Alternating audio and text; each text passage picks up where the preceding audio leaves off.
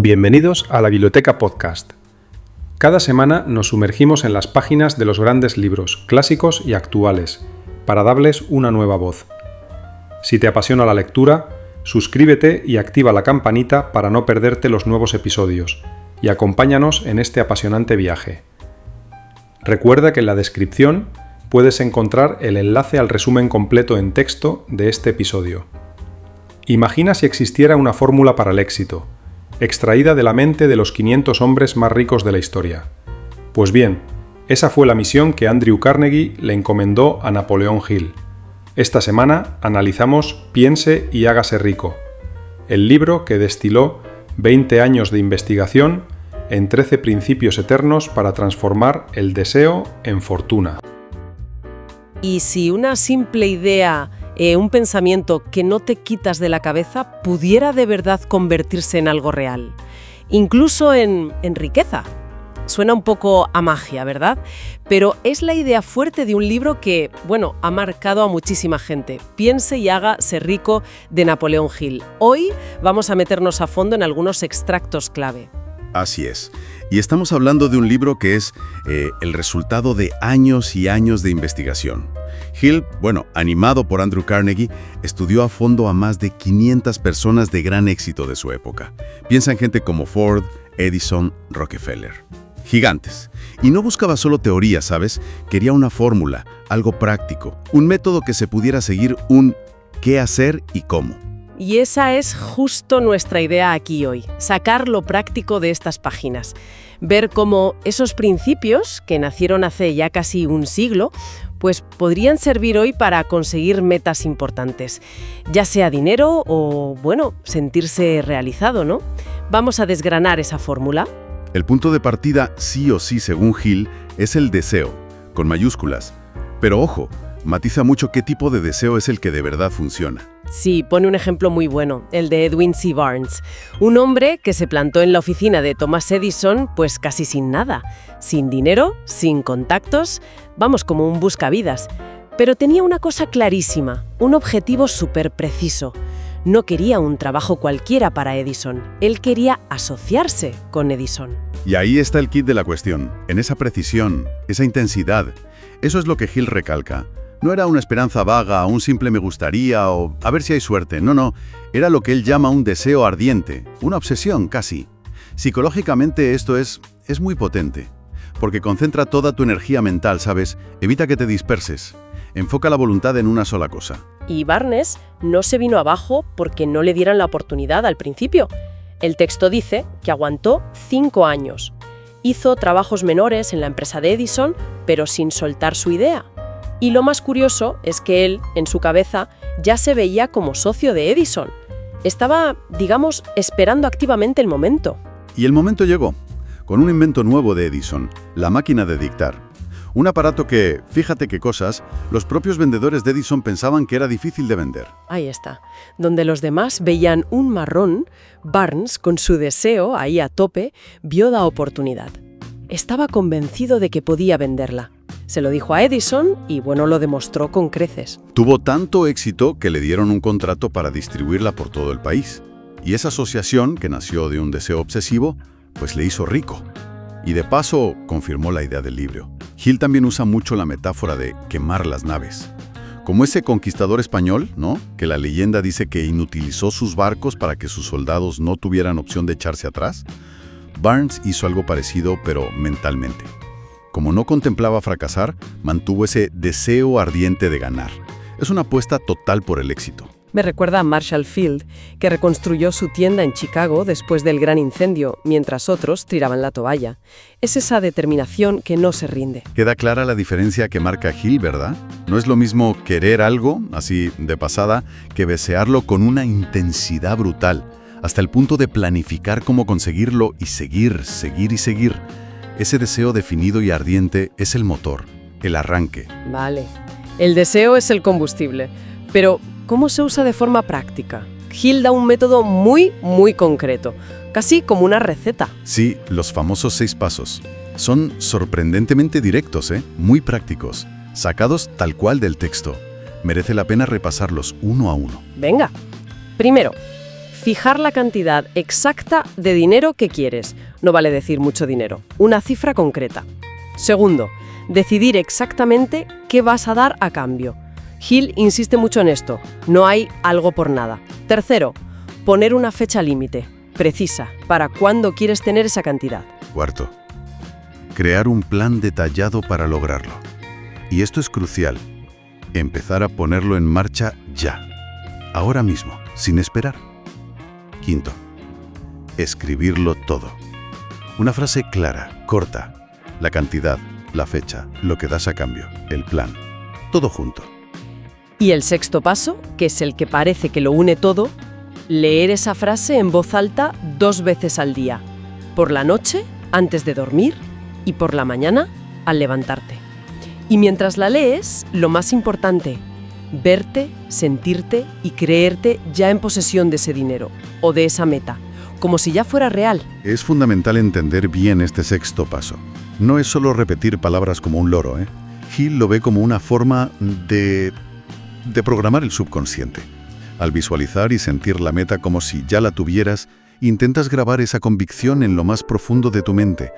Y recalca que estos pasos, que gente tan práctica como Carnegie y Edison apoyaban, dependen más de la imaginación bien usada y de creerlo de verdad que de simplemente trabajar muy duro o tener muchos estudios. Esa idea de cultivar la convicción, de creérsemo, nos lleva directas al siguiente pilar, la fe. Exactamente, la fe. Hill la pone como el segundo paso hacia la riqueza. La describe como el elemento químico primordial de la mente. Es lo que, según él, le da vida, le da poder al pensamiento, lo que convierte el deseo en una fuerza que actúa. ¿Pero hablamos de fe religiosa o algo místico? No tiene por qué. Hill presenta la fe como un estado mental, algo que se puede inducir a voluntad.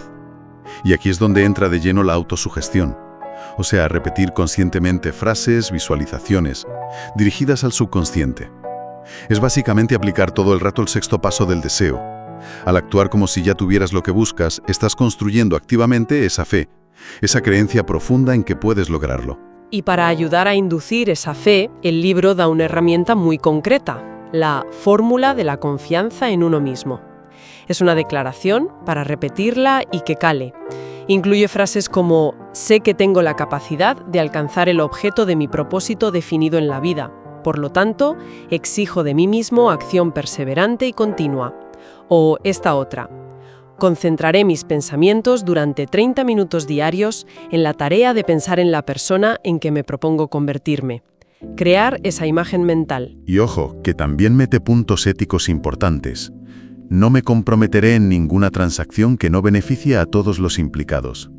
Eliminaré el odio, la envidia, los celos, cultivando el amor por toda la humanidad.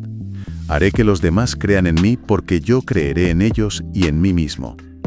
Busca una confianza que sea sólida, pero también, digamos, positiva para todos. Es una fórmula potente, sí, para cambiar la propia imagen y lo que esperas de ti misma. Sí, pero Hill avisa de algo muy importante. El subconsciente es impersonal. No distingue si lo que le metes es bueno o malo. Si una persona está todo el día dándole vueltas a pensamientos de miedo, de duda, de pobreza, qué mala suerte tengo, esto es imposible para mí, pues el subconsciente acepta esas ideas negativas como órdenes y trabaja para que se hagan realidad. O sea, la autosugestión funciona en las dos direcciones. Hay que tener cuidado. Un toque de atención para vigilar qué pensamientos dejamos que dominen nuestra mente. Y como ejemplo positivo, Hill menciona a Gandhi. Sin tener lo que normalmente se asocia al poder, dinero, armas, ejércitos, movilizó a millones de personas. ¿Cómo? Basándose en la fuerza invisible de su fe y en su capacidad para comunicarla.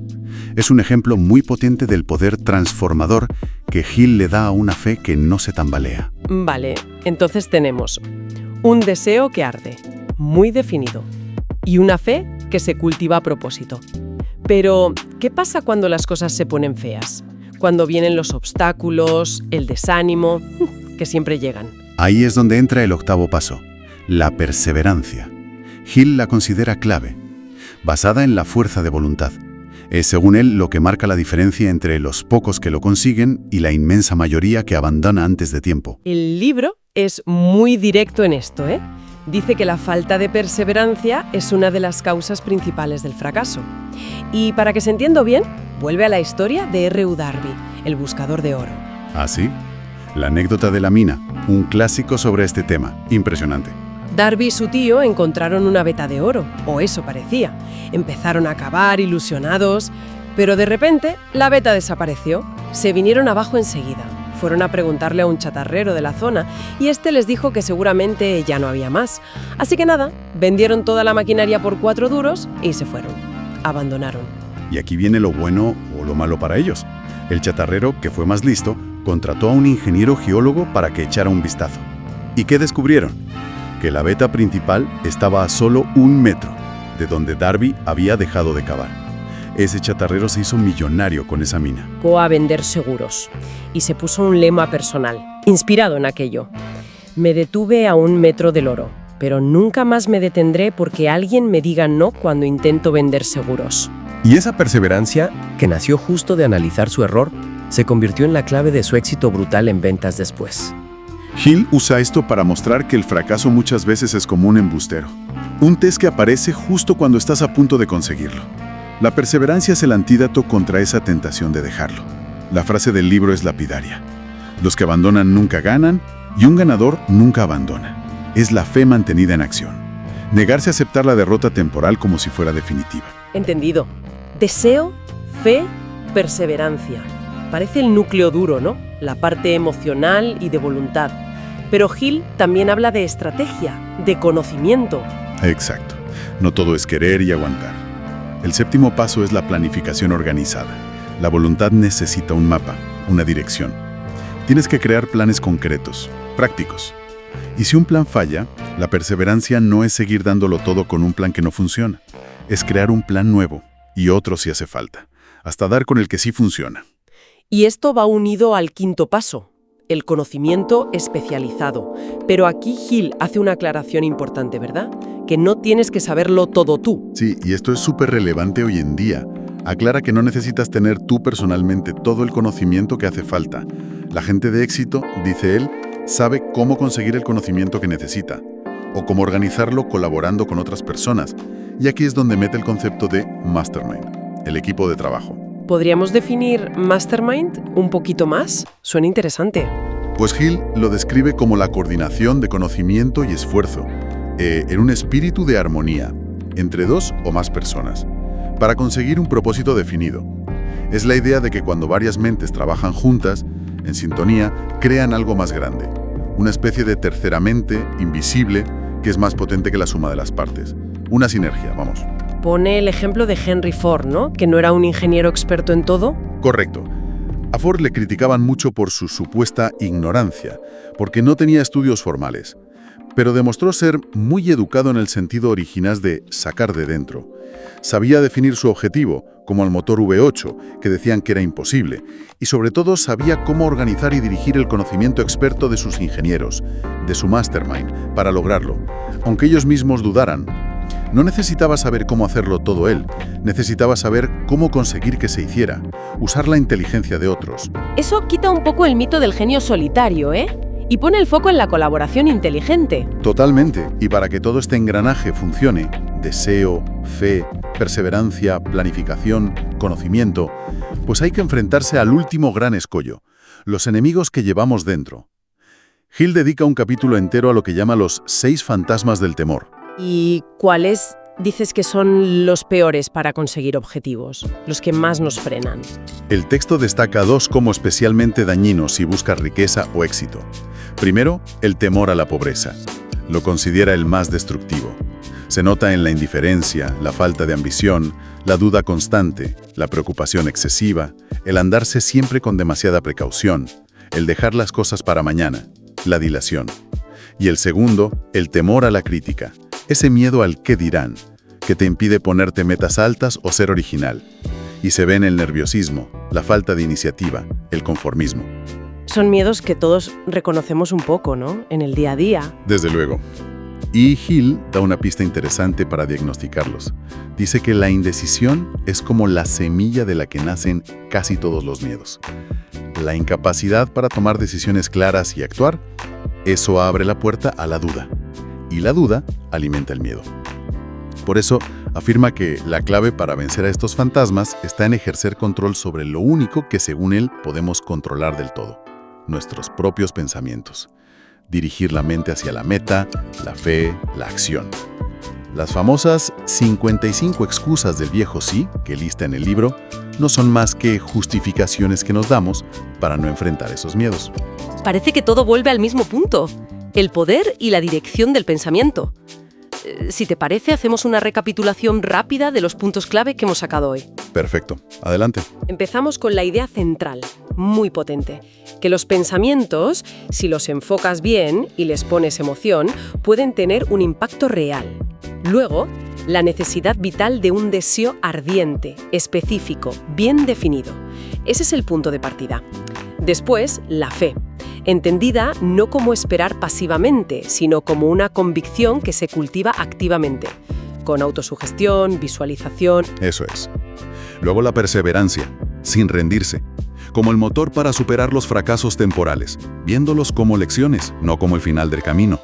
Y esto tiene que ir de la mano de una planificación organizada, inteligente, reconociendo que a menudo necesitaremos el conocimiento especializado de otros, organizado a través de un mastermind, un equipo. Y finalmente, la necesidad de conquistar a los saboteadores internos, los fantasmas del temor, especialmente el miedo a la pobreza y a la crítica. Y la clave para eso es tomar decisiones firmes y controlar conscientemente qué pensamientos dejamos que nos dominen. Exacto. Es un sistema, ¿ves? Coherente. Pero es muy importante entender que Hill no lo vende como magia. No es una varita mágica. Requiere disciplina, esfuerzo consciente, conocerse a uno mismo y aplicarlo constantemente. Son herramientas psicológicas y estratégicas para intentar darle forma a tu propio destino. No solo en lo económico, sino en cualquier área importante de la vida. Queda claro que exige compromiso, por dentro y por fuera. Sin duda. Y mira, como reflexión final, si te parece, me gustaría conectar dos ideas que han salido. La del mastermind y esa noción un poco más etérea del cerebro como una estación emisora y receptora de vibraciones de pensamiento, que puede conectar con otras mentes y con lo que Hill llama una inteligencia infinita. Una conexión. Curiosa, sí. Si cogemos estas ideas, aunque solo sea como metáforas que funcionan, surge una pregunta interesante para hoy. En un mundo que está hiperconectado tecnológicamente, ¿estamos de verdad aprovechando el potencial de alinear mentes conscientemente? ¿Mentes en armonía, enfocadas en un propósito definido y ardiente? Hill se centró mucho en el logro individual. Pero, ¿qué pasaría si aplicáramos esta química mental del mastermind de forma deliberada a los grandes retos que tenemos como sociedad? Hay ahí un potencial que no estamos explotando, en esa colaboración mental enfocada, a gran escala. Es algo que quizás merece darle unas vueltas. Bien, y hasta aquí el capítulo de hoy. Gracias por llegar hasta el final, y si quieres escuchar el resumen de alguno de estos libros, puedes hacer clic en la pantalla, o bien suscribirte y activar la campanita para recibir notificaciones de nuevos capítulos.